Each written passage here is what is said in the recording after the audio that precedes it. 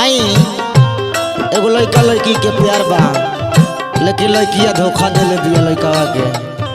अचानक मुलाकात होता, लड़का रोता आ लड़किया से कहता कैसे,